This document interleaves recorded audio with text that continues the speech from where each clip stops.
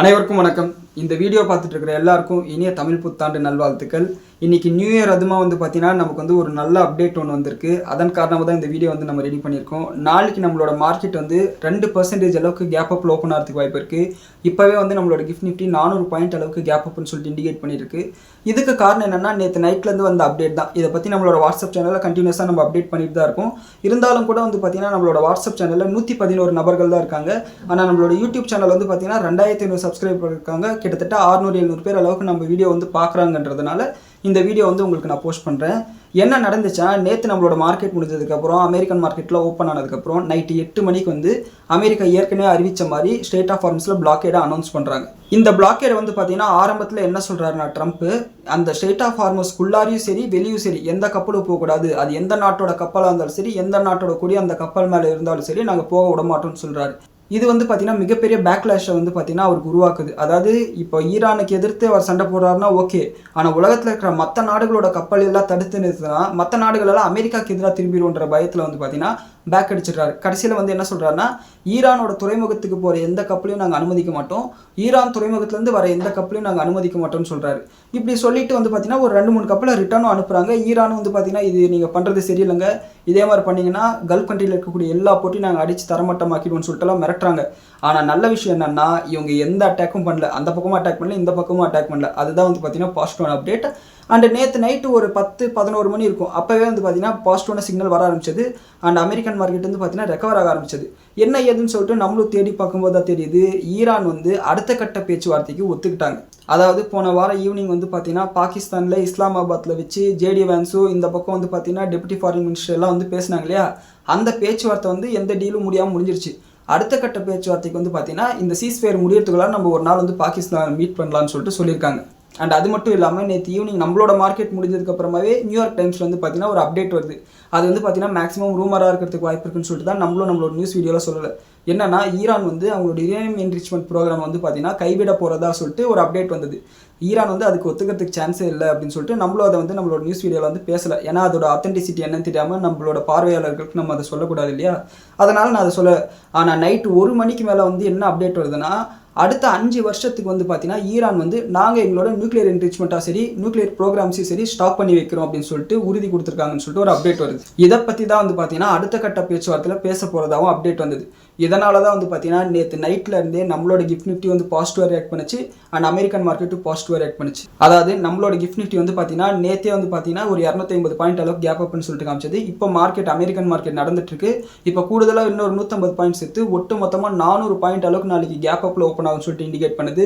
And American market எடுத்துக்கிட்டோம்னா tau Jones நேற்று gap டவுனில் ஓப்பன் ஆச்சு. அந்த கேப் டவுன்லேருந்து கணக்கு போட்டோம்னா 1000 பாயிண்ட் அளவுக்கு இன்க்ரீஸ் ஆயிருக்கு. கிட்டத்தட்ட இது பர்சன்டேஜில் பார்த்தா 2.5%, நாஸ்டாக் ஒரு 2.5% இன்க்ரீஸ் ஆயிருக்கு. S&P 500 பார்த்தோம்னா 2% அளவுக்கு இன்க்ரீஸ் ஆயிருக்கு. அண்ட் இன்னைக்கு காலையில் ட்ரேடான காஸ்பி இண்டெக்ஸ் கொரியன் இண்டெக்ஸ் பார்த்தீங்கன்னா 2.25%, ஜப்பானோட நிக்கை இண்டெக்ஸ் பார்த்தீங்கன்னா 1.6% பார்த்தீங்கன்னா இன்க்ரீஸ் ஆயிருக்கு. க்ரூட் ஆயிலோட விலை பார்த்தீங்கன்னா இன்னைக்கு காலையிலேயே பார்த்தீங்கன்னா $100 கீழே வந்துருச்சு. இப்போ நம்ம இந்த வீடியோ பண்ணிட்டு இருக்கும்போது நைட்டு 8:30 மணிக்கு பார்த்தீங்கன்னா க்ரூட் ஆயில் $95 ட்ரேட் ஆகிட்டு இருக்கு. அண்ட் கோல்டு ப்ரைஸஸ் பார்த்தீங்கன்னா ஓகே இந்த பிரச்சனை முடிய போகுதுன்ற ஒரு சிக்னல் வந்த உடனே பார்த்தீங்கன்னா மறுபடியும் $4,800 போயிடுச்சு. அண்ட் நம்மளோட இந்தியன் மார்க்கெட்டில் பார்த்தீங்கன்னா இந்தியன் புல்லியன் அசோசியேஷனில் என்ன விலை சொல்கிறாங்கன்னா 22 கேரட் கோல்டு பார்த்தீங்கன்னா 14,110 ரூபாய்க்கும், 24 கேரட் கோல்டு ஒரு கிராமுக்கு 15,400 சொல்கிறாங்க. அண்ட் சில்வர் விலை பார்த்தீங்கன்னா நம்மளோட இந்தியன் மார்க்கெட்டில் 2,52,000 சொல்கிறாங்க ஒரு கிலோக்கு.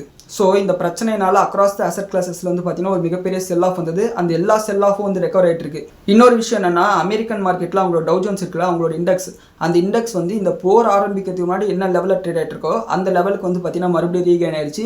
இதுலேருந்தே பார்த்தீங்கன்னா மார்க்கெட் இந்த பிரச்சனை முடிஞ்சிருச்சுன்னு சொல்லிட்டு கணக்கு போட ஆரம்பிச்சிருச்சு. காரணம் என்னன்னா, 2 தரப்புலையுமே பார்த்தீங்கன்னா இந்த நெகோசியேஷன் போன வாரம் நடந்த நெகோசியேஷன் ஃபெயில் ஆகும்போது என்ன சொல்லியிருந்தாங்கன்னா, இந்த 2 பாயிண்ட்டை தான் பார்த்தீங்கன்னா எங்களுக்கு சிக்கலே. ஒன்று இந்த நியூக்ளியர் என்ரிச்மெண்ட், 2வது ஸ்டேட் ஆஃப் ஃபார்மஸை திறக்கிறது. நீங்கள் கேட்கலாம், சரி நியூக்ளியர் என்ரிச்மெண்ட் சரியாக போச்சு, அப்போ ஸ்டேட் ஆஃப் ஃபார்மஸ் பிரச்சனையில் என்ன முடிவு பண்ணியிருக்காங்கன்னு சொல்லிட்டு. நேற்று பார்த்தீங்கன்னா ஈரான் என்ன சொல்லியிருக்காங்கன்னா, நாங்கள் 5 நாடுகள் சொன்னோம் இல்லையா, சைனா, இந்தியா, ரஷ்யா, பாகிஸ்தான் எல்லாம் சொல்லிட்டு ஒரு 5 நாடுகள் சொன்னோம் இல்லையா, இந்த 5 நாடுகளோட கப்பல்கிட்ட நாங்கள் டோலே வாங்கலை அப்படின்னு சொல்லிட்டு அவங்க அறிவிக்கிறாங்க. அதை பார்த்தீங்கன்னா நம்ம நாட்டோட ஈரானோட அம்பாசிடர் பார் இல்லையா, அவரு பார்த்தீங்கன்னா என்டார்ஸ் பண்ணுறாரு.